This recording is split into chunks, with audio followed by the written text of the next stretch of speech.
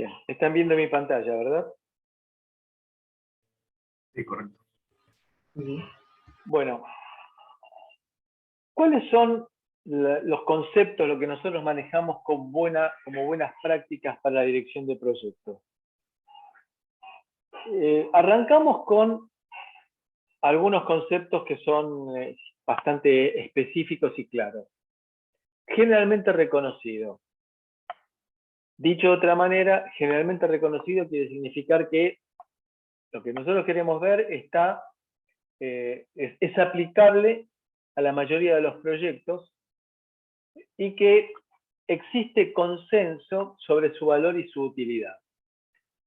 El tema de gerenciamiento de proyectos no es algo que está cristalizado y que es para toda la vida igual.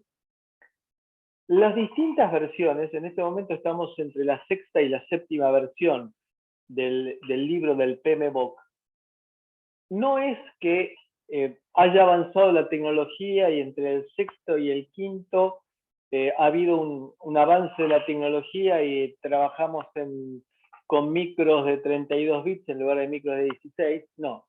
Sino que en realidad, como esto es dicho con respeto y tomando las distancias, prueba y error, algún año se prueba algún método y se detecta que si es bueno, si mayoritariamente se aplica y da buen resultado, lo aceptamos, y si no, damos marcha atrás.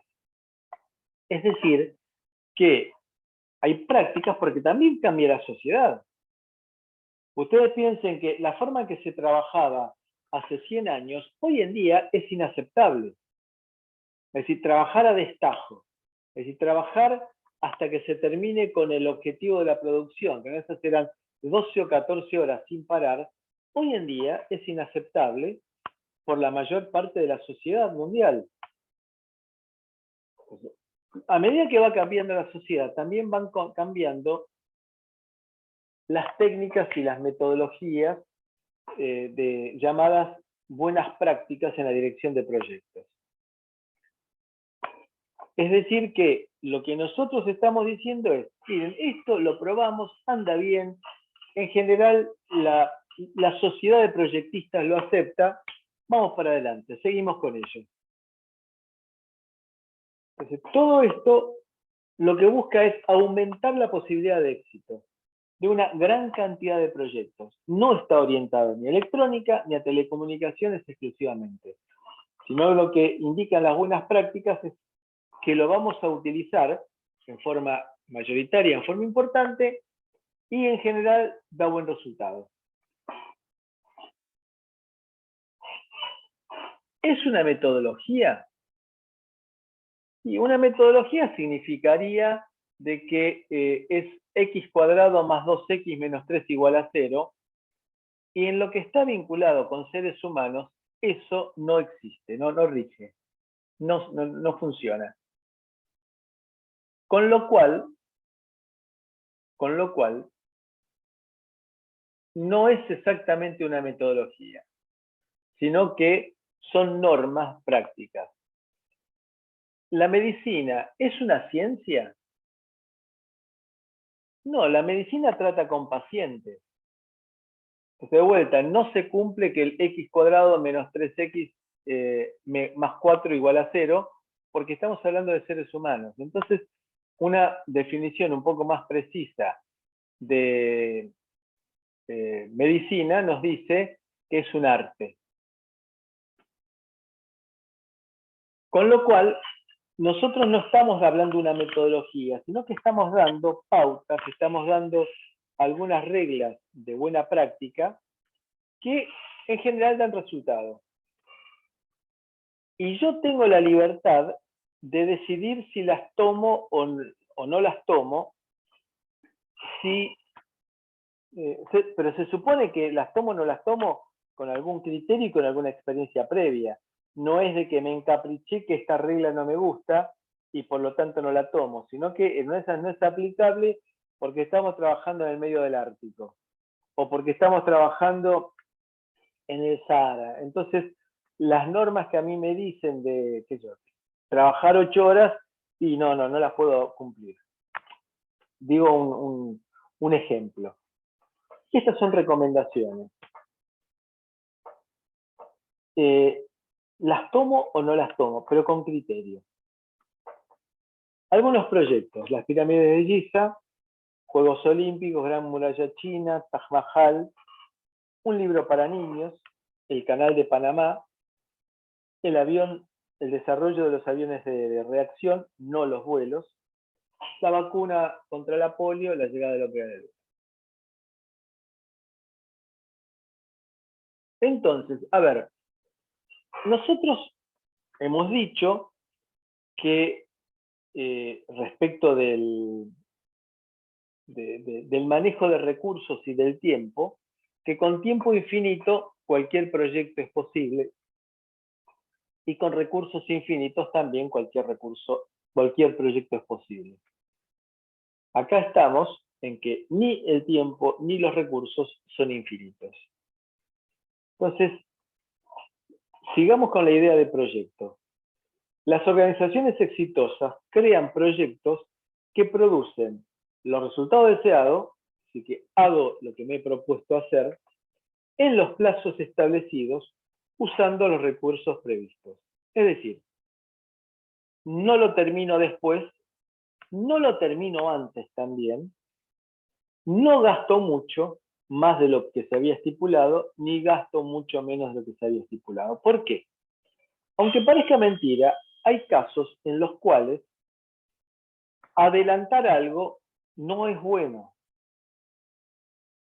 Pongo un ejemplo que lo vamos a usar un par de veces durante el curso. Estoy haciendo un edificio de varios pisos con hormigón.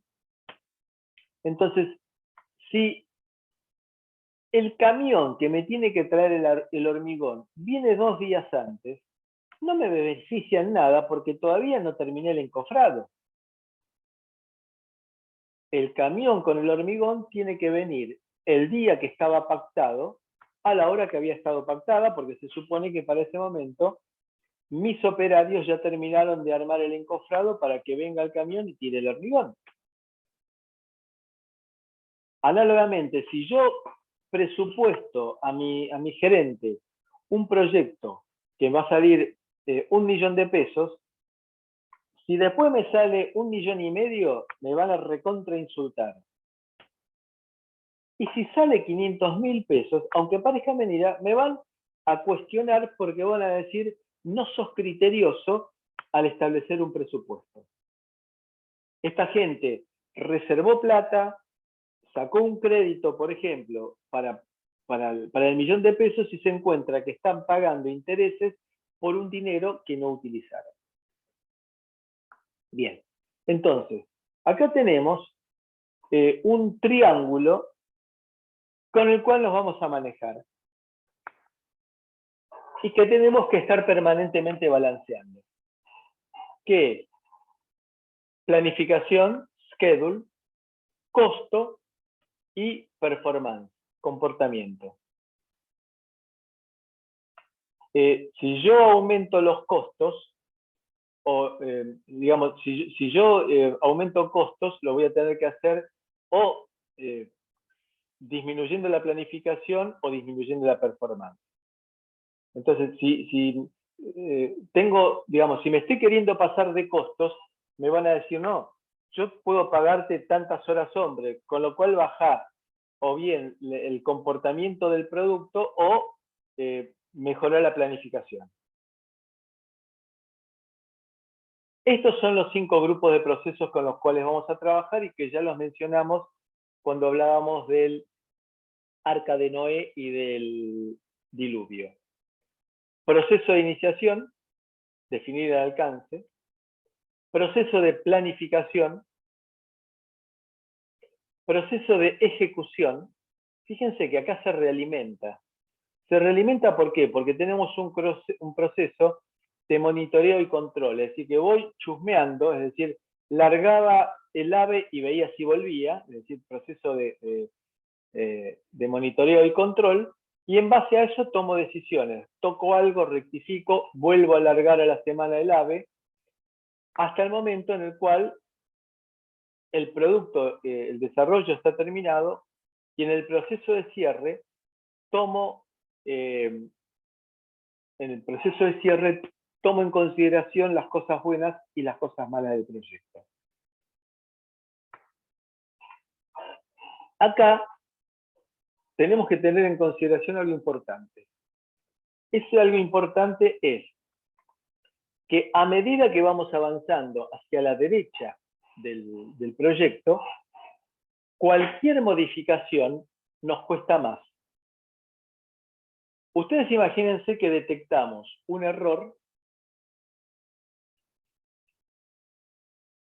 en el momento en el cual estamos embalando el equipo para mandarlo a la venta.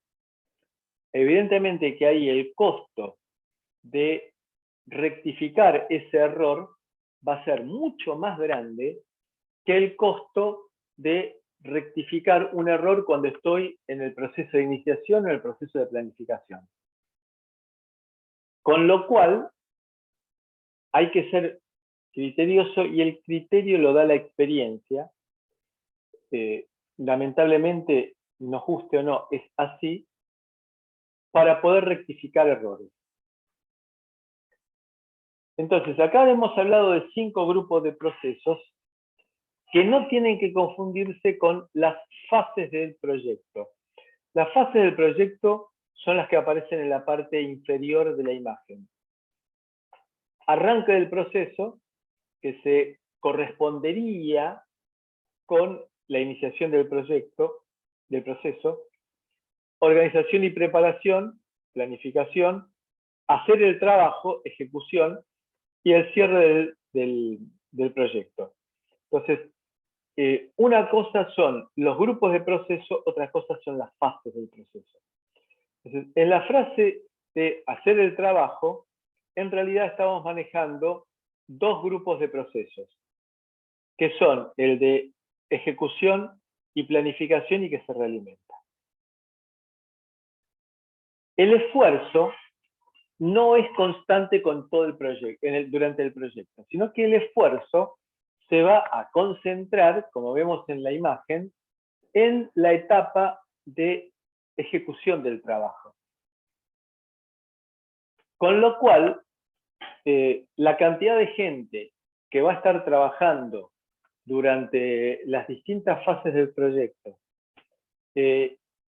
y el esfuerzo que se pone va a depender de la fase del proyecto en la cual estemos.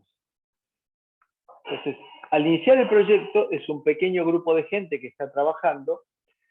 Cuando empezamos en la organización y la preparación, es lo que habíamos llamado el grupo de procesos de planificación, aumenta la cantidad de gente, aumenta el esfuerzo, la mayor parte del esfuerzo está en la ejecución del proyecto, y luego en el proceso de cierre es menor la cantidad de gente que está involucrada y también es menor, por lo tanto, el esfuerzo. No necesariamente las fases van a estar encaradas por la misma gente, sino que puede haber alguna gente experta que trabaje en ciertas áreas y no en otras. Entonces, los grupos de procesos no son las fases de proceso y no se suceden uno después del otro. Es decir, no hay necesidad de sucesión. Entonces, acá vemos los grupos de procesos. La iniciación tiene un pico y luego decae. Claro, la iniciación es generar el alcance del proyecto. Cuando se hizo el alcance, chau, desapareció. Lo mismo la planificación. Tiene un pico y luego va decayendo. La ejecución lo mismo. Y cuando termina la ejecución, tiene que también terminar el cierre del proyecto. Entonces, fíjense que el cierre se empieza a decir, empezar a hacer toda la documentación del proyecto, empieza antes que se termine la ejecución. Entonces, este es un buen ejemplo de cómo podemos llegar a redistribuir la gente, contratamos, para aprovechar durante la ejecución del proyecto el grupo de gente. Hay una decisión fundamental que hay que tomar. Estamos hablando a nivel profesional y no a nivel hobbyista. Yo quiero hacer un filtro digital porque me gusta el audio y quiero realzar los graves o quiero hacer karaoke y eliminar la voz humana. Lo hago sí o sí porque quiero. ¿Por qué? Porque es mi hobby. Lo cual no significa de que sea bueno desde el punto de vista económico. Pero total es mi tiempo, lo manejo como quiero. Acá lo que estamos diciendo nosotros es, tengo que tomar una decisión, pero una decisión ingenieril, basada en números, no en gustos. Cuando se trata de un hobby, es mi gusto hacerlo o no hacerlo. Acá lo que estamos diciendo es, tengo que tomar la decisión ingenieril porque está en juego mi bolsillo. Con lo cual, si está en juego mi bolsillo, tengo que tener el poder de decidir, ¿lo hago o no lo hago? Y vamos a ver un poco más adelante también, que cuando uno toma la dirección de un proyecto, cuando ya está iniciado el proyecto, tengo que tener la capacidad de decidir si lo quiero hacer o no lo quiero hacer. Es decir, por más que lo haya empezado otro, si al otro se fue, lo echaron, lo que sea, el otro director del proyecto, me lo quieren dar a mí y yo tengo que tener la posibilidad de decir, ¿se sigue adelante este proyecto o no se sigue adelante? Entonces, la decisión de ¿lo hago o no lo hago? Es fundamental. Con lo cual, hay una decisión trascendente.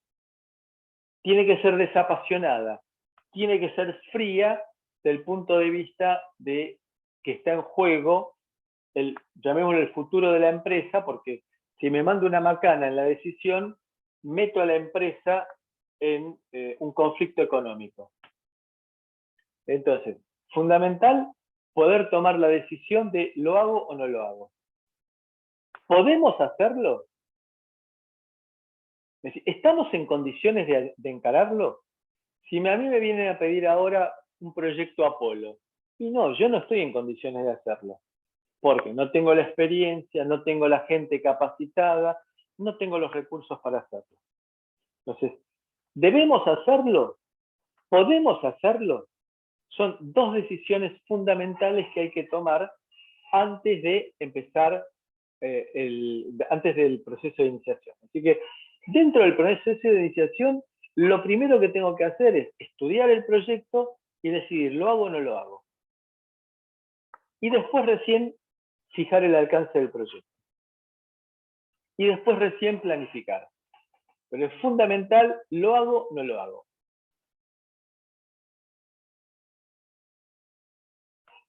En la planificación tengo que, y en el acta constitutiva del proyecto, que es el primer documento que tenemos que generar, se llama acta constitutiva del proyecto, tengo que justificar el proyecto. ¿Por qué lo quiero hacer?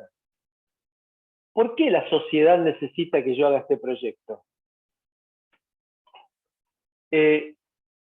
Los resultados previstos,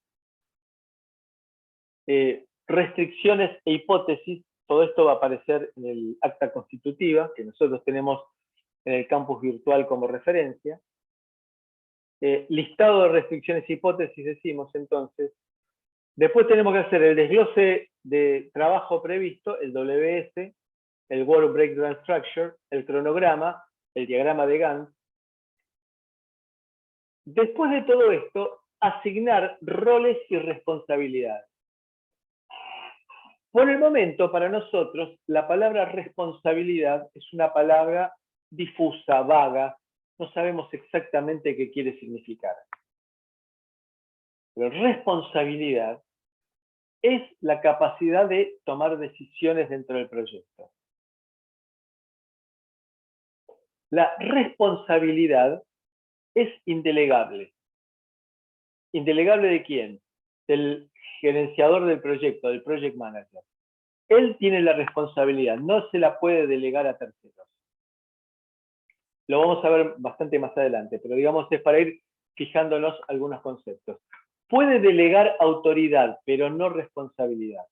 Delegar autoridad significa, Juan, encárgate del diseño del hardware y periódicamente rendime informes para ver si estás haciendo lo que espero que hagas.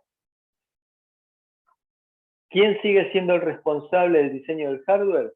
El project manager.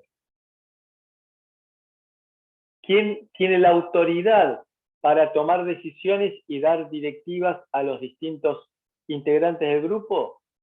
Juan. La asignación de roles y responsabilidades significa que Juan va a ser el encargado del diseño del hardware, la responsabilidad va a ser del project manager, salvo que institucionalmente se diga que es responsabilidad de otra persona del proyecto. Los recursos humanos y no humanos. Los recursos no humanos significan, recursos humanos son básicamente personas que cobrarán un salario. Recursos no humanos significa aquellos recursos que no corresponden a personas. Gastos en energía eléctrica, gastos en internet, bibliografía, materiales, transporte. Hay que hacer una gestión de riesgos e incertezas. La gestión de riesgos e incertezas significa ponerse a analizar qué puede llegar a suceder. Por ejemplo, el ejemplo ridículo que planteamos de la posibilidad de que caiga un meteorito. Pero bueno, eso es un extremo ridículo, pero sí puede darse el caso de que tenga la posibilidad de inundación. O la posibilidad de, cuando estoy haciendo un proyecto agropecuario, la posibilidad de sequía. Bueno, tengo que ver cómo mitigo esos riesgos. Acostumbrémonos a la palabra mitigar riesgos, que quiere significar bajar. Es decir, yo no puedo manejar una sequía, no puedo manejar una inundación, pero sí puedo tomar decisiones que disminuyan los efectos de ese riesgo. Por ejemplo, en el caso de una sequía, lo que hago es poner algún sistema de riego alternativo. Si uno va, por ejemplo, por la zona de Balcarce, que están los grandes sembradíos de papas, uno va a ver unas enormes mangueras rotativas que van tirando agua sobre el sembradío para tratar de morigerar, de mitigar los efectos de la sequía. No es aplicable a todos los cultivos, porque no en todos los lugares hay la cantidad de agua subterránea que se puede llegar a necesitar o un río cercano. Plan de comunicación del proyecto, es decir, es bueno que la gente que trabaja en la empresa esté notificada de lo que se está haciendo en el proyecto, porque eso es incentivador. Si a mí me dan participación en lo que está haciéndose, yo me siento motivado a seguir trabajando, yo me siento bien, me siento integrado. Si es algo que se maneja en una cúpula, yo me siento una pieza de un engranaje y trabajo como una pieza de un engranaje. Punto. Y después el plan de gestión de calidad. Ahí normalmente lo que se hace es ver a dónde va dirigido el proyecto, a dónde significa, a qué lugar del mundo, a qué público, y ver cuáles son las normas que pueden, normas nacionales o internacionales, que pueden ser necesarios cumplir para mejorar la penetración y la seguridad del producto. Acá quiere significar que un producto puede ser pensado para ser exportado a Europa, por lo tanto, deberán cumplirse las normas europeas de seguridad. Por lo tanto, entonces, tendré que hacer un análisis de qué normas de seguridad eléctrica se deben cumplir en Europa y tener que hacer el diseño para que satisfaga esos requerimientos. Esa es lo que se llama la gestión de calidad. La calidad, en principio, para nosotros, en este momento, es algo que no tengo muy bien claro cómo encarar el concepto calidad. Es una frase genérica, por ahora. Entonces, lo que necesito es poder garantizar la calidad, pero, de vuelta, como ingeniero, basado en normas que cumpla mi producto. ¿Alguna pregunta?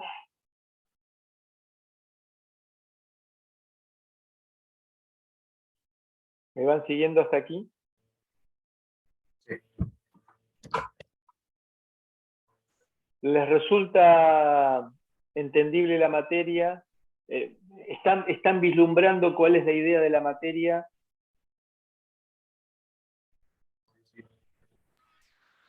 Bien. Vale. Tenemos entonces que conformar el equipo del proyecto en el proceso de ejecución, a cada miembro del grupo darle roles y explicarle qué es lo que tiene que hacer, con quién tiene que interactuar, de quién debe dar directivas y a quién le puede llegar a dar directivas, definir las formas de comunicación. Y las formas de comunicación es algo bastante sencillo. Quiere significar la forma en la cual se va a vincular el grupo de trabajo como para tomar decisiones. Es decir, la comunicación significa, por ejemplo, nos vamos a reunir todos los lunes de 3 a 4 de la tarde. O bien nos vamos a reunir cuando haya alguna necesidad de tomar decisiones. Son los dos extremos. Si nos vamos a reunir todos los lunes de 3 a 4 de la tarde, haya o no haya temas para discutir, para analizar, significa que va a ser una reunión metódica con ventajas y con desventajas. Las desventajas es que nos vamos a reunir aunque no haya necesidad de discutir algo. Y la otra es que todo el mundo tiene la agenda congelada, bloqueada, los lunes de 3 a 4 de la tarde. Y si es un tema muy extenso, se tendrá que dejar para el lunes de 3 a 4 de la tarde de la semana que viene. Entonces, es un extremo. Y el otro extremo es trabajar a demanda en la comunicación, para lo cual tenemos que empezar a coordinar agendas. Y ustedes saben que en muchas empresas coordinar agendas es sumamente complicado. Entonces, con lo cual, la forma de comunicación hay que definirlo, forma parte de la política de la empresa, forma parte del sistema de la empresa, de lo que se llama hoy en día el ecosistema de la empresa, y la forma en la cual se toman decisiones y cómo se discute. La toma de decisiones significa definir quiénes van a tomar, por ejemplo, el gerente general y el CEO de la empresa van a tomar la decisión de cómo manejar y el gerente financiero va a manejar la parte va a tomar decisiones sobre el aspecto de financiamiento, y las características del proyecto van a estar definidas por el gerente general y el CEO de la empresa. También la forma de discusión se va a discutir en forma presencial, por medio de Zoom, por medio de correo electrónico. Todo esto, y parece que es un plomazo, pero tiene que definirse dentro de la estructura de la empresa, tiene que estar especificado quiénes van a tomar las decisiones y cómo se van a tomar las decisiones. Y después también, lo que dijimos hace unos minutos, de anunciar y explicar el proyecto a toda la empresa, porque eso los motiva. Eso los lleva para adelante. Eso es bueno. Los procesos de seguimiento y control consisten en comparar lo que se está realmente haciendo con lo que se había planificado. Y acá hay dos rubros a manejar. El primer rubro es el tiempo. ¿Cómo voy frente a mi cronograma planificado? Es decir, cómo voy quiere significar, ¿estoy adelantado? ¿Estoy atrasado? De vuelta, hay que fijar algún método que me permita a mí cuantificar adelantos o atrasos. Y exactamente lo mismo es válido para la parte económica, para el manejo de fondos, para el flujo de fondos. Tengo que definir normas, reglas, ecuaciones, metodología, que las vamos a ver más adelante, de cómo es que me tengo que manejar con la plata. ¿Por qué? Si mi proyecto está valorizado, está estipulado el costo en 1 millón de pesos, por ejemplo, no le voy a pedir al gerente financiero que tenga el 1 millón de pesos el primer día disponible. Porque en la práctica no se da. Es decir, no tengo en la caja 1 millón de pesos para poner en el proyecto, sino que se lo voy a tener que pedir con algún criterio. ¿Qué criterio? Bueno, el criterio de, tengo del 1 millón de pesos, el primer mes tengo 150.000 pesos en sueldos. Tengo que tener 150.000 pesos en sueldos. 80.000 pesos de materiales. Entonces, ahí tendré que tener 230.000 pesos el primer mes. El segundo mes tendré, porque ya manejo distinto el personal, bueno, tendré que tener 190.000 pesos de sueldo y 80.000 pesos de materiales. Bueno, el flujo de fondos lo tendré que estar manejando continuamente con el encargado de finanzas, que es el que me tiene que proveerlo, y tengo que estar también con números viendo si me estoy pasando en la ejecución del presupuesto o estoy por debajo de la ejecución del presupuesto. Tiempo, plata, las dos variables que tengo que estar permanentemente monitoreando para ver cuál es el estado del proyecto. No me sirve decir, por ejemplo, que desarrollo de hardware 6 meses, desarrollo de software 1 año. Es decir, pensar un diagrama temporal de ese tipo no me sirve, porque ¿cómo hago yo para un proyecto, para un subproyecto, diseño de hardware, 6 meses, darme cuenta si estoy bien o si estoy mal en el tiempo y en la plata? Necesito entonces de vuelta dividirlo en pedacitos que sea fácilmente verificable. Entonces el diseño del hardware será 15 días para el diseño de la parte analógica, 4 semanas para el diseño de la parte digital, armado y prueba de la primera parte. Entonces, son hitos, son mojones que son verificables. Entonces, se me va a exigir de que yo tenga entregables parciales. Y eso es bueno, porque me va a permitir verificar más fácilmente el estado de avance del proyecto. En este proceso de seguimiento y control, entonces tengo que comparar el diseño real con lo que estaba planificado, el estado de avance real del proyecto con lo que estaba planificado. Voy a tener que identificar problemas y ver cómo los resuelvo. Por ejemplo, detecto de que el diseño del software está atrasado, entonces tendré que, por ejemplo, pagar horas extras, contratar a otra gente que me ayude con el diseño del software. Eso significa plata. Con lo cual, significa que de algún lado tendré que sacar la plata y es de imaginarse entonces que tuve que haber creado algún fondo de reserva para situaciones de contingencia como las que estoy mencionando. Entonces, no es que, bueno, tiro un valor y después veo cómo lo hago, sino que tengo que tener previsto para emergencias una determinada cantidad de plata. Y hay que tener a todo el mundo informado de las buenas noticias y de las malas noticias. Con lo cual, la comunicación es fundamental.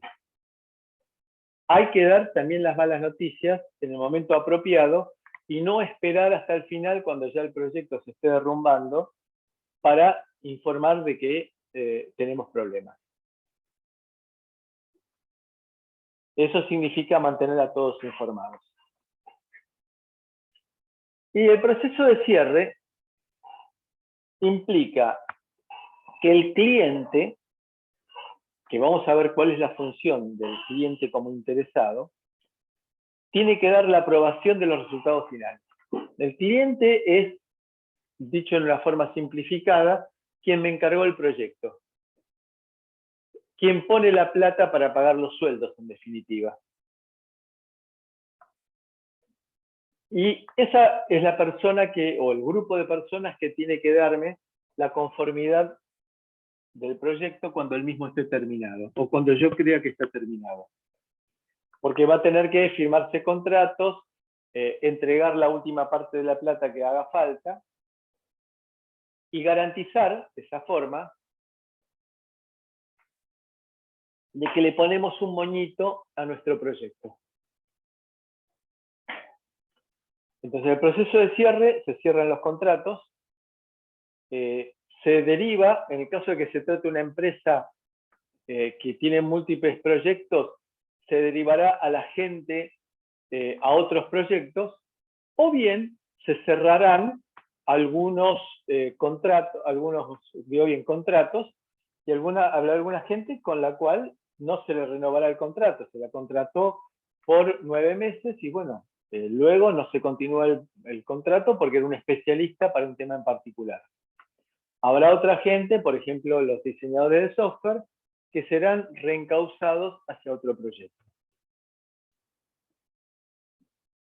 Y hay que hacer una evaluación final, lo que llamamos lecciones aprendidas. Lecciones aprendidas será, en algunos casos, qué es lo que quiero volver a hacer, y en otros casos, qué es lo que nunca más voy a querer volver a hacer. Por eso es importante el proceso de cierre. Dijimos de que el primer proyecto es el más complicado porque no tengo experiencia. El segundo proyecto va a utilizar la experiencia del primero, para lo cual la experiencia del primero tiene que estar documentada. Por ejemplo, decir, el AutoCAD anduvo bárbaro para lo que yo lo necesité.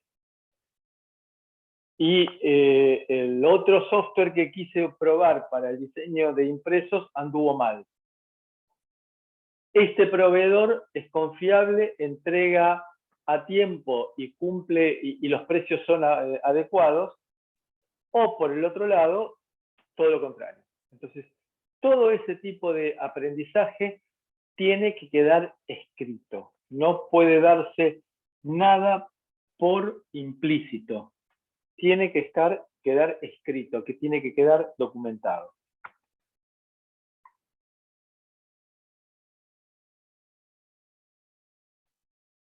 Este diagramita que estamos viendo aquí sobre la derecha, y que ahora vamos a ampliar,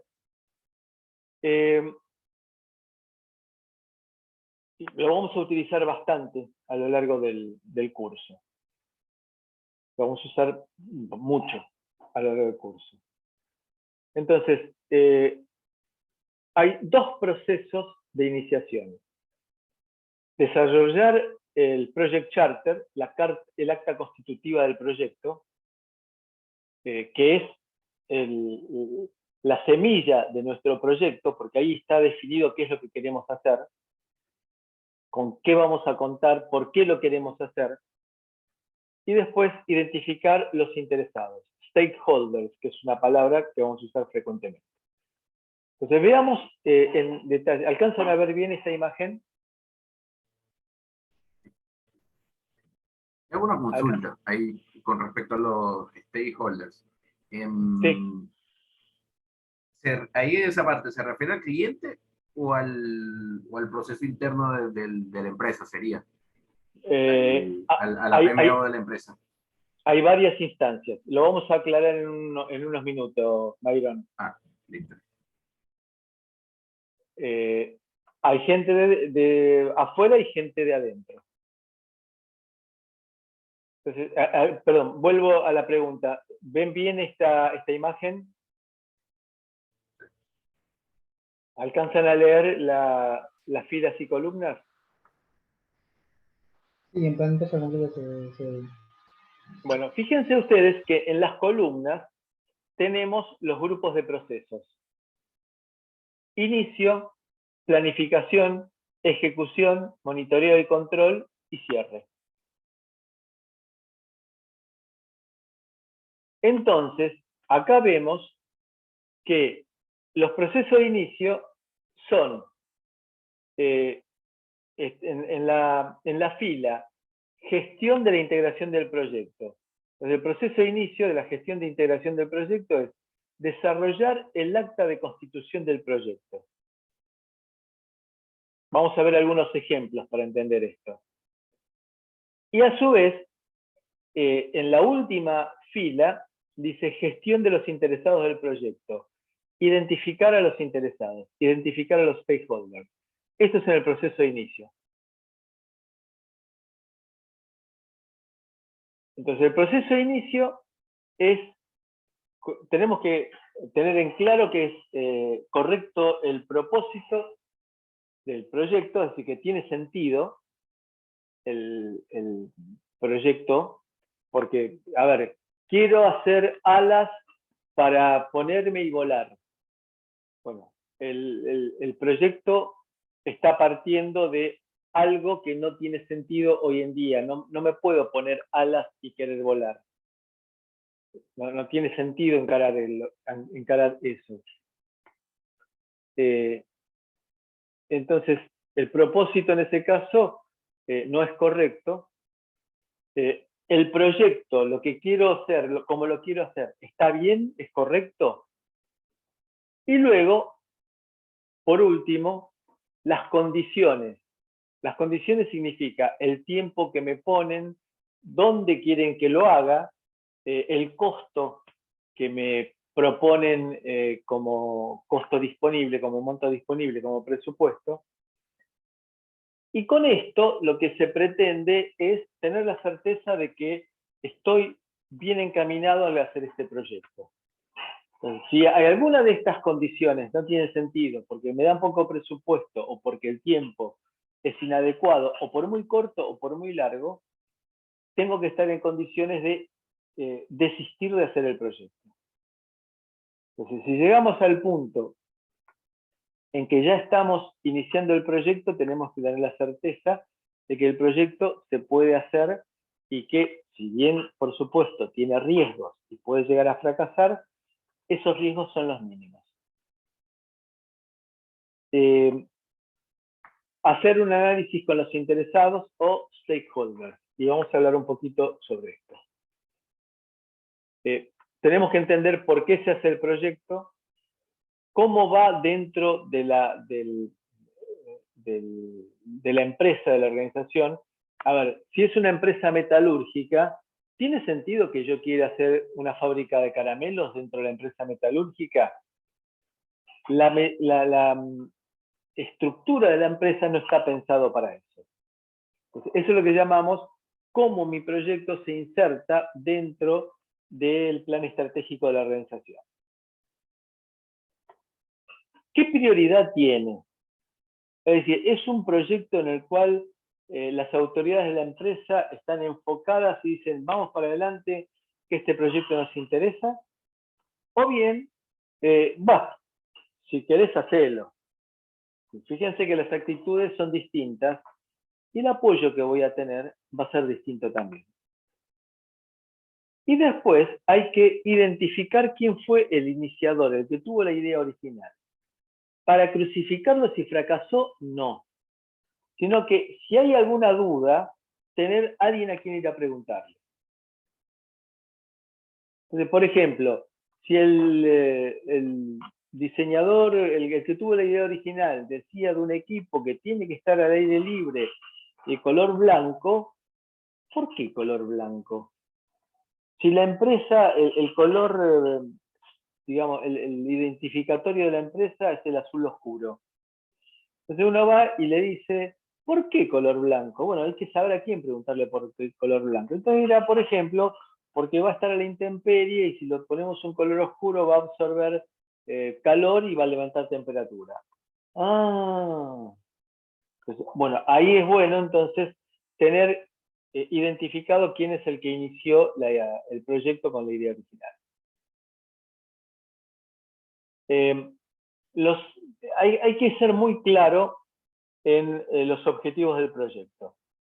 Les vamos a dar una lectura para que ustedes vean para la próxima clase, que es un cuento de Jorge Luis Borges, que es El Aleph. Es un cuento, es decir, Borges fue un visionario y en el cuento presenta ciertos aspectos de conocimiento o de lenguaje científico notables. Algunos de ellos con el cálculo infinitesimal. ¿Cuál es la idea de que lean este cuento? Que es un cuento corto.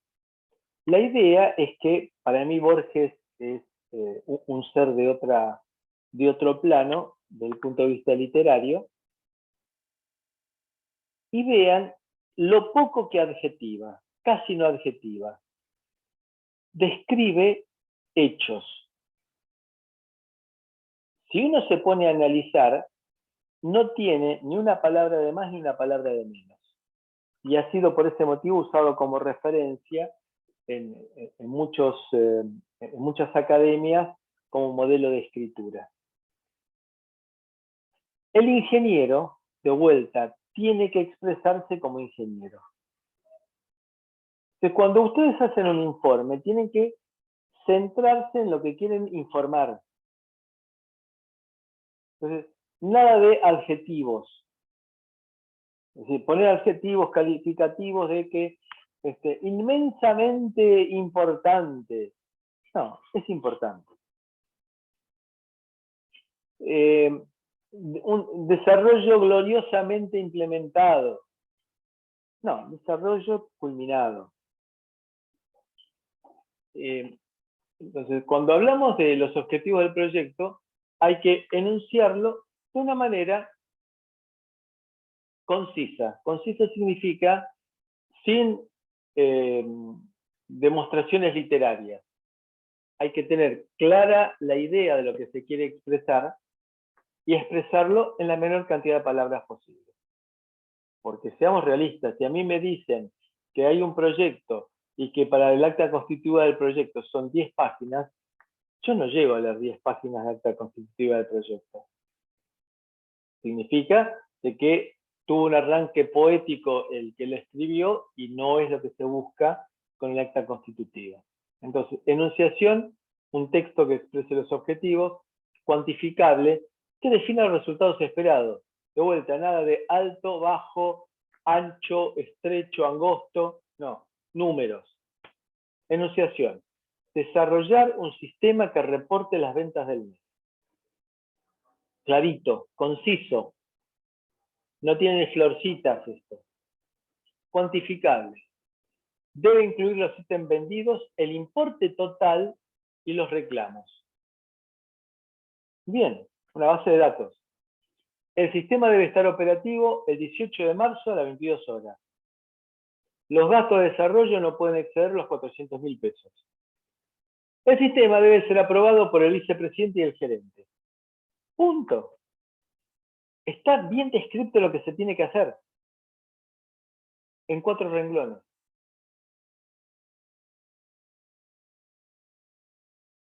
¿Queda claro el ejemplo? ¿Queda claro lo que nosotros buscamos en esto?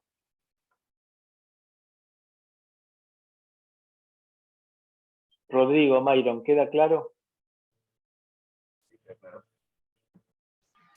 Sí, también hay que ver que no sea excesivamente corto, ¿no? Y que Tiene que expresar la idea, pero en la menor cantidad de palabras posible. Cuanto más extenso sea el texto, mayor posibilidades de interrupción va a tener el lector y va a llegar un momento en que se va a cansar, se va a embolar y se va a dedicar a otra cosa. Acta constitutiva de proyecto. Buenos Aires, 1 de enero.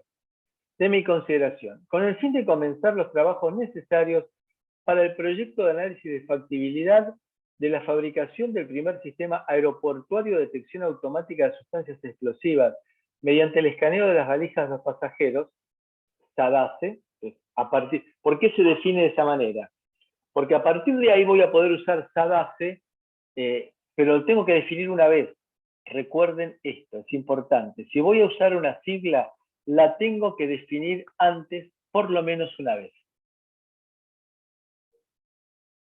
A partir de ahí, entonces, ya puedo definir, usar la palabra SADACE, porque fue descrita una vez antes.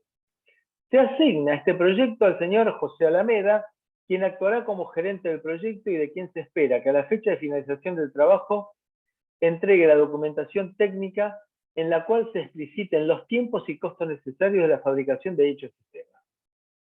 A la fecha, el presupuesto estimado para el estudio de factibilidad es de 300.000 pesos y la fecha de finalización del mismo está estipulada para el 4 de agosto del próximo año. Punto. ¿Está claro lo que se quiere hacer? El análisis de factibilidad del sistema de detección de explosivos por escaneo. ¿Quién va a ser responsable? ¿Cuánta plata tiene de presupuesto? ¿Y cuándo tiene que estar terminado? Punto. Conciso. Fíjense, acá se explicita la pregunta de Rodrigo de recién. Acá se explicita bien lo que se quiere hacer en pocas palabras. Me da la impresión de que no hay ninguna palabra de más. Y estamos utilizando 9 renglones.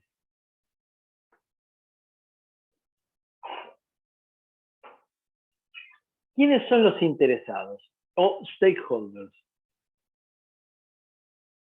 Cliente. Quien va a aprobar el producto, va a aprobar el producto, servicio o resultado del proyecto. Sponsor. Es quien financia el proyecto y por lo tanto es la máxima autoridad. El que pone la mosca. El usuario final. Quien va a usar el producto. Al cual tendremos que encuestarlo, analizarlo para ver si este producto es lo que le espera. Drivers. Van a ser colaboradores en definir el objetivo del proyecto. Es decir, alguien tuvo la idea, arma un grupo, le tira la idea y van a estar definiendo los detalles del producto, los detalles del proyecto. Supporters. Son los que colaboran en la realización del proyecto y aportan recursos. Recursos que no tienen por qué ser obligatoriamente materiales. Pueden ser otro tipo de recursos, no necesariamente materiales. Project Manager es la persona con la autoridad para gestionar el proyecto, es decir, quien tiene que tomar decisiones que garanticen la ejecución del proyecto, es decir, que el proyecto se concrete apropiadamente. Y por último, estarán los team members, es decir, los que transpiran la camiseta. Es decir, son los laburantes. Entonces, con todo esto, estos son los interesados. Sí, Myron, lo que antes hablábamos de que los interesados son gente de dentro de la empresa y gente de afuera de la empresa. Porque tenemos por un lado el cliente, que habitualmente está fuera de la empresa, y después tenemos el project manager, que está dentro de la empresa.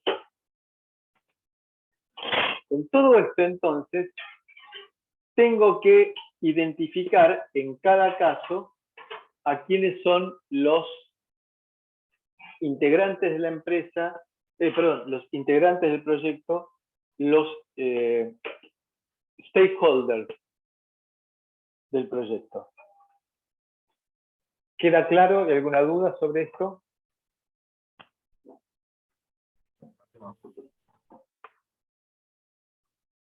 Una de las cosas que vamos a tener que hacer cuando veamos la película Jobs es identificar a cada uno de los interesados del proyecto, a cada uno de los stakeholders. Porque esos serán, hay algunos de ellos que están claramente caracterizados y ahí no hay lugar a dudas en la película. Otros hay que buscarlos. Entonces, bueno, hay que saber qué es lo que quiere realmente el cliente. Recomendación. Cuando uno trate con un cliente, es decir, el cliente es el que viene a la empresa y me dice, quiero fabricar un coso, quiero diseñar un coso, y después fabricarlo. Tengo que empezar a tratar de realmente qué significa el coso. Las normas, las reglas de buen procedimiento dicen que es un proceso determinar, llegar al punto en el cual puedo hacer el acta constitutiva del proyecto, es un camino en el cual tiene un montón de idas y vueltas. En muchos casos, el cliente viene a traerme una idea que no tiene muy clara. Y es función nuestra tratar de sacarle la idea exactamente qué es lo que quiere hacer. Para lo cual, lo recomendable es, nos sentamos con el cliente, tomamos nota de lo que él dice, lo escribimos prolijo, se lo mandamos por mail, el cliente dirá, no, yo lo que quiero es exactamente un poquito esto, en una de esas tenemos otra reunión, o no, le mandamos una contrapropuesta a lo que él quiere hacer, y llega un punto en el cual por aproximaciones sucesivas nos vamos acercando hacia el objetivo, y llega el momento en el cual estamos de acuerdo con el cliente de lo que se quiere hacer. En ese momento se firma un acta, se firma un convenio. No tiene que ser mala palabra, no se tiene que ofender el cliente porque le pido firmar, porque todos sabemos que a las palabras se las lleva el viento. Entonces, lo que en algún momento creímos que, pensamos que, y no era así, llega después a ser el, pero vos me dijiste que, pero yo entendí que. Si está escrito y firmado, punto. Y hay que ser muy claro en lo que se escribe. No dejar cosas por entendidas, por obvias, por presupuestas, sino que hay que estar hay que ser muy explícito en lo que se escribe porque se va a firmar. Y el hecho de firmar implica asumir una responsabilidad. Con lo cual, tenemos que ser muy específicos en las definiciones y muy específicos en lo que vamos a firmar. ¿Correcto? Entonces, las expectativas del cliente. Bueno, este es un dibujito que seguramente deben haber visto más de una vez. Lo que realmente quería el cliente es una goma colgada para que los chicos se puedan balancear. Entonces, las expectativas, los requerimientos, el diseño con una barbaridad de por medio, la implementación, el marketing, lo que nos vende, sin documentación, el precio es el de una montaña rusa. Bueno, evidentemente los requerimientos tienen que ser claros, no tiene que haber lugar a dudas en lo que se escribe porque, de vuelta, se va a firmar. Es fundamental capturar los requerimientos del cliente, es decir, intentar llegar a la esencia de lo que el cliente quiere, para lo cual probablemente tengamos que sentarnos con él probablemente tengamos que ir al lugar en el cual lo quiere implementar, lo que quiere hacer, el lugar en donde va a poner el producto que él quiere hacer, para entender realmente lo que se quiere hacer. Sobre todo cuando es algo que no está vinculado a mi especialidad directamente. Por ejemplo, en mi caso, ingeniero en electrónica, viene un biólogo que tiene una serie de reactores en el cual tiene un montón de bacterias, es decir, reactores no explosivos, sino reactores de reacciones, que tiene un montón de bacterias y quiere hacer un sistema de control de temperatura. Y entonces me dice, quiero un sistema de control de temperatura con una precisión de una centésima de grado. Y entonces, si me dice con una centésima de grado sobre 37 grados, la pucha, es un sistema de control de la gran 7. Y una de esas empiezo a charlar con él y veo que en realidad no necesita una centésima de grado, sino que necesita una décima de grado. Con lo cual, al capturar exactamente los requerimientos del cliente, hago un presupuesto acorde a lo que el cliente necesita. Entonces, es capturar realmente los requerimientos, y esto es fundamental. Entonces, el alcance del proyecto son todos los requerimientos, todo lo que tiene que hacer y todas las restricciones. Ese es el alcance del proyecto. Tiene que cumplir con todas estas cosas y hay estas restricciones. No, por ejemplo, no es sumergible. ¿Esa es una restricción? Bueno, depende del ambiente en el cual se vaya a manejar. Si es algo que va a estar utilizado en el medio del Sahara, difícilmente tenga problemas con que sea sumergible. No es un requerimiento efectivo. Entonces, es una restricción que hay que también analizar. El WS es el desglose de las tareas, que consiste en, para crear el WS, tengo que tener el alcance del proyecto, buscar los requerimientos efectivos que vivimos recién, definir el alcance. Con todo esto creo el WS. El WS va a ser el desglose de las tareas. Y luego voy a validar el alcance por medio de, una vez que desglosé las tareas, llevarlo a quienes tienen poder de decisión y ver, ¿es esto realmente lo que queremos hacer? Y todo eso con el ecosistema de la empresa, con las características de la empresa.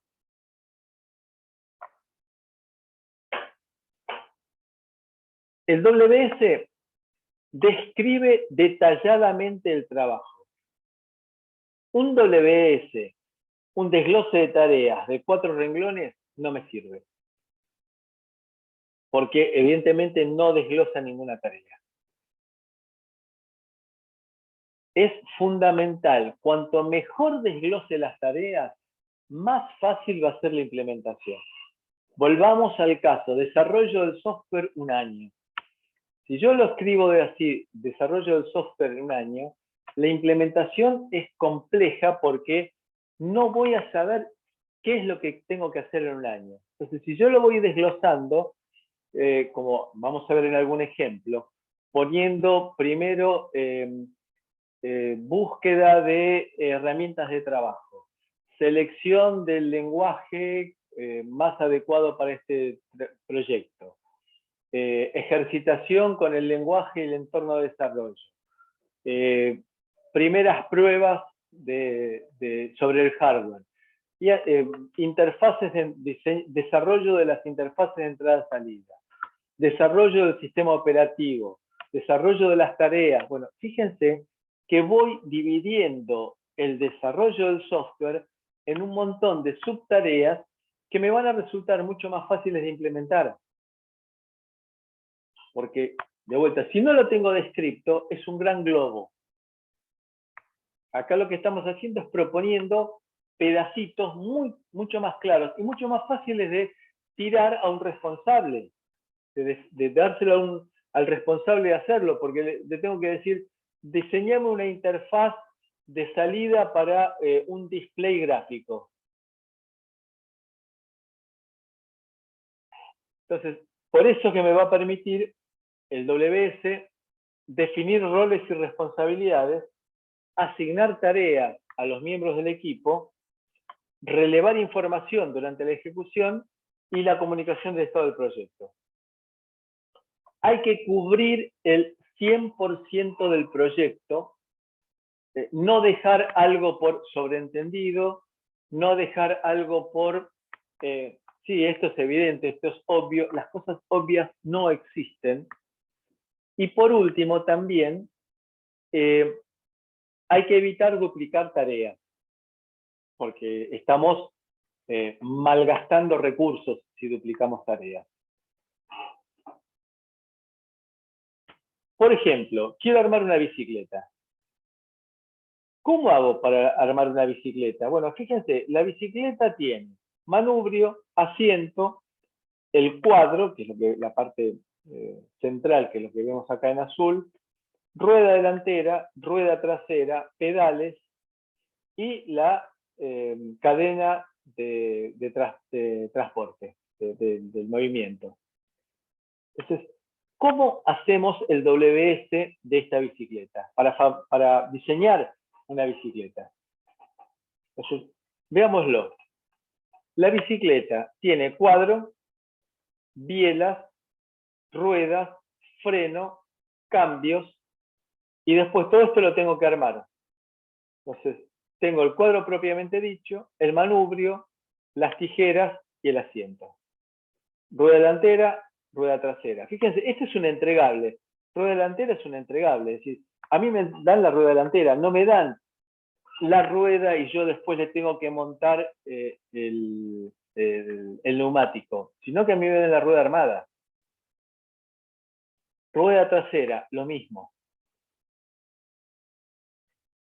Y después viene la integración. El concepto de integración, el diseño, el ensamble y los ensayos. Ensayo de partes, ensayo del producto y después se lo doy a los clientes para que lo prueben. Entonces, fíjense que con distintos niveles de grises estamos marcando los niveles. Entonces, acá llegamos a un gris clarito que es el sub. Y eso se pone de manifiesto con la nomenclatura. Entonces tenemos 1 bicicleta, 1 cuadro, 1 bielas. Voy tomando el cuadro, es 1 porque viene del cuadro propiamente dicho, 1 porque viene el 1 del cuadro con el manubrio, y así sucesivamente. Entonces, la nomenclatura, la forma de numerar el WS, me va marcando la jerarquía. Cuanto mayor cantidad de números tenga, menor es la jerarquía de esa actividad. Para hacer un buen WS, hay que hablar con la gente que va a trabajar en el proyecto, porque ellos me van a dar ideas. Hay que revisar WS de proyectos similares, hacer suposiciones. Ojo, acá no hay que confundir la palabra suposición con imaginación. Suposición significa que algo exactamente igual no hice antes, pero parecido.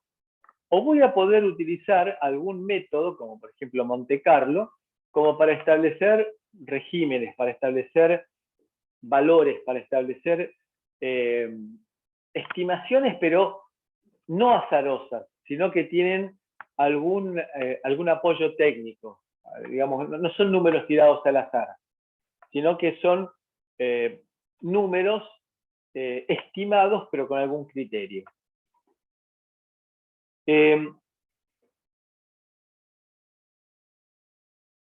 Con todo esto, ¿podemos estimar recursos y tiempos?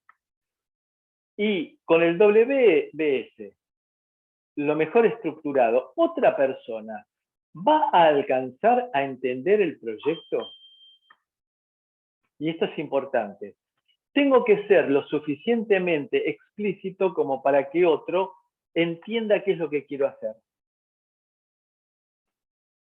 Y esto es fundamental, poder hacerme entender en la fabricación.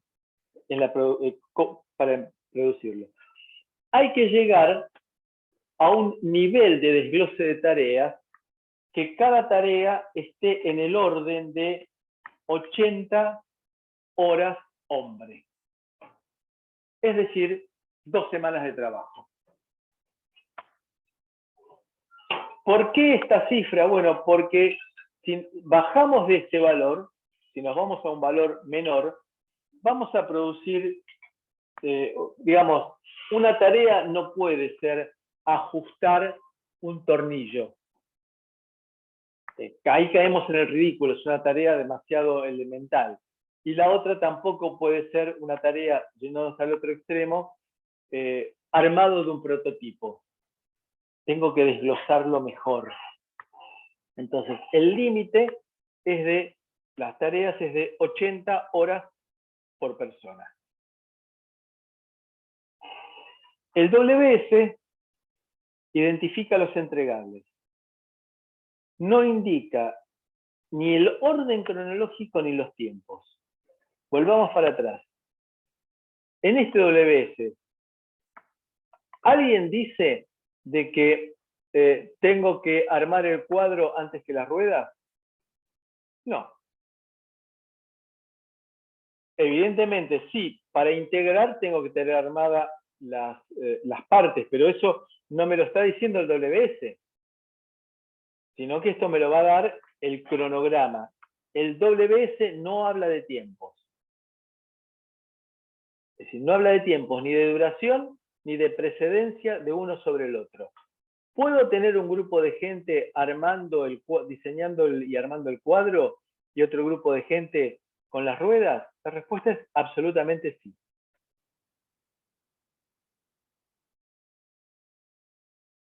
Los proyectos siempre tienen deadlines, es decir, momentos de entrega. Para determinar la duración de un proyecto hay que saber 2 cosas. La secuencia, es decir, qué actividad viene después de cuál otra, y la duración, el tiempo que implica cada actividad. Pregunta. Si un proyecto tiene hasta 10 tareas que duran una semana cada uno, ¿cuánto se tarda en terminarlo?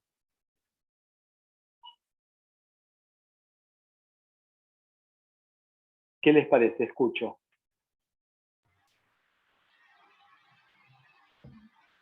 Y depende.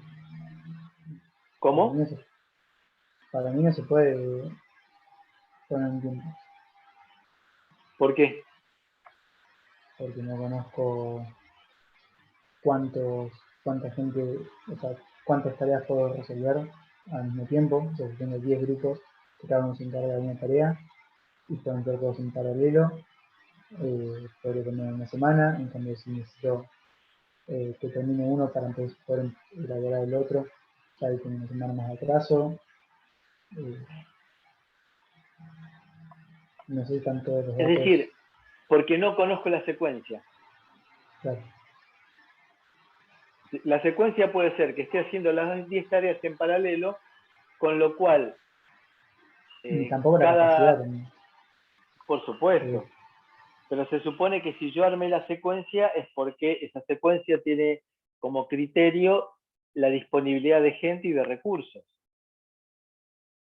Entonces yo puedo llegar desde un extremo de tener las 10 tareas en paralelo, con lo cual tardo una semana en hacerlo, o que las 10 tareas estén secuenciadas una cuando termina la otra, con lo cual tardaría entonces en un total de 10 semanas. Necesito conocer la secuencia y no me alcanza con la duración de cada actividad. El Activity on Node es una técnica para dibujar diagramas temporales, en la cual voy a tener hitos con H, es decir, milestones, es el término en inglés. Por ejemplo, inicio.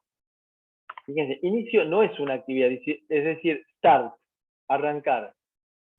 El final, terminé, tampoco es una tarea, es un estado. Y acá voy a tener una actividad que significa, qué sé yo, soldar armar la plaqueta y testearla. Eso es una actividad. Me lleva 2 semanas. Fíjense que los hitos entregables o milestone están dibujados con doble traza y las actividades con una simple traza. Los hitos, milestone o entregables, no tienen duración. Las actividades sí. Y acá viene, está indicado por medio de las flechas, la secuencia. Y acá, por ejemplo, vemos, arrancamos, start, momento de inicio, hito con doble traza, fin con doble traza, sin duración, actividad 1, actividad 2, actividad 3, 4 y 5, cada una con su tiempo. ¿Qué es el camino crítico? El camino crítico es el tiempo, perdón, me estoy quedando sin batería, el tiempo máximo, el tiempo límite para hacer un proyecto. A ver qué significa. Vamos por el camino superior. Camino superior desde el inicio hasta el fin son 5 más 1, 6 unidades de tiempo. Camino inferior, 1 más 3, 4, más 2, 6. Ahora bien, este camino es el camino crítico. ¿Por qué? Porque 5 más 2 más 7, me da 7. Si la actividad 2 se incrementa y pasa de 1 a 1,5, no pasa nada. Si la actividad 3 pasa de 1 a 1,5, no pasa nada. Si la actividad 4 pasa de 3 a 3,5, tampoco pasa nada. Pero si la actividad 1 de 5 pasa a 5,5, todo el proyecto se me demora. Con lo cual, el concepto de camino crítico es el camino que me marca el límite de desarrollo de un proyecto. Es decir, cualquier cambio en el camino crítico me va a significar una demora o una aceleración en el proceso de terminación del proyecto. Con lo cual, entonces, el significado del camino crítico es fundamental porque cualquier modificación del camino crítico va a repercutir en la duración total del proyecto. El camino crítico es el que yo lo puedo analizar el camino crítico analizando todas las posibilidades de ir desde el punto de inicio hasta el punto de fin, o desde el punto de fin hacia el punto de inicio, eso es indistinto, y me va a marcar entonces aquel camino por el cual el proyecto se puede o acelerar o retrasar. ¿Qué pasa ahora? También, ojo, esto es dinámico. ¿Qué pasa si la actividad 2, en lugar de variar de 1 a 1,5, varía de 1 a 3? ¿Qué pasa?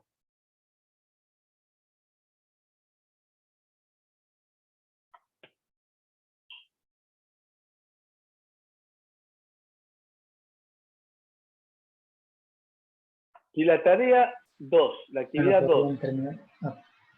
Adelante, por favor, Rodrigo. No, que no terminarían en el mismo instante. Tanto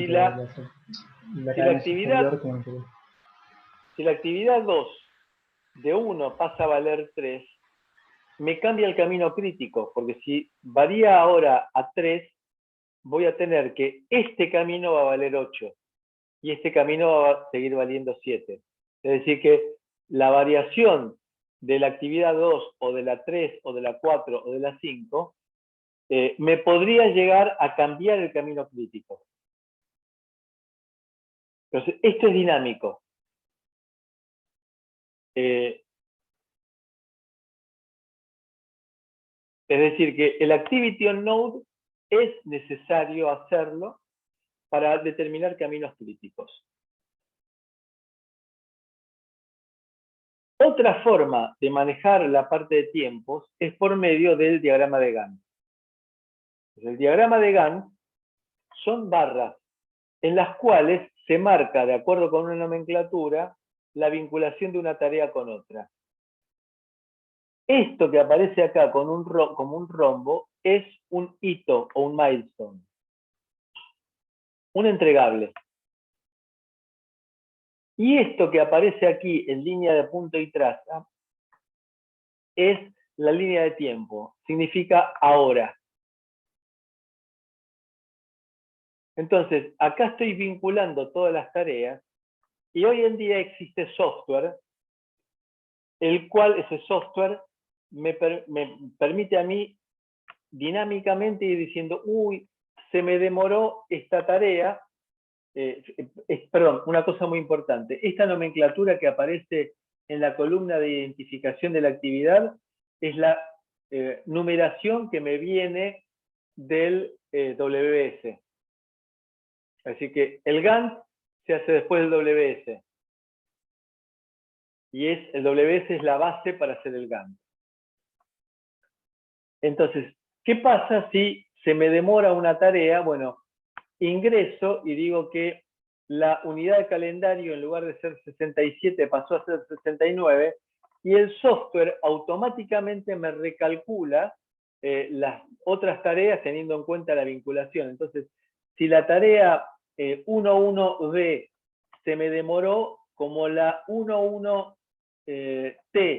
está vinculada, es la que viene después de la 11B, entonces va a significar que se me va a correr automáticamente esta otra y todas las que vengan posteriores. Es decir, que el software automáticamente me va a reflejar la variación en la duración que yo voy a incorporar en la columna de unidades de calendario. Existen múltiples programas que permiten hacer diagramas temporales, diagramas de Gantt. Nosotros recomendamos usar el Project Manager de Microsoft. Tenemos nosotros una versión académica que se puede utilizar. No es ni mejor ni peor que cualquier otro, pero sí nos permite elegir uno, nos permite intercambiar archivos con facilidad. Entonces nosotros podemos seguir el diagrama en nuestras computadoras, hacer un seguimiento. ¿Alguna duda sobre WBS y sobre gama temporal?